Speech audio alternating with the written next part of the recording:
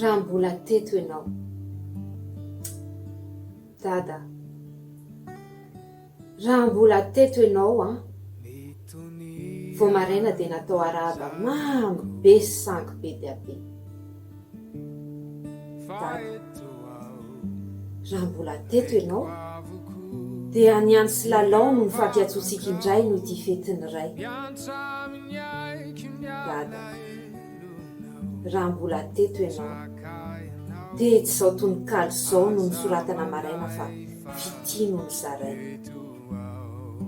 Dada, raha mbola teto ianao a dia ho anao no natao ny fiarabana voalohany izay vao miava sy ny toyny.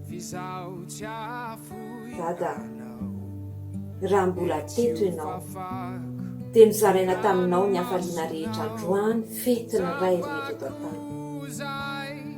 Dada, saingy ianao tsiny nefa lasana mandry miadana ny pasana dia tsy ary foy sy tsy hay anteny sisa itsy ahivana ireny.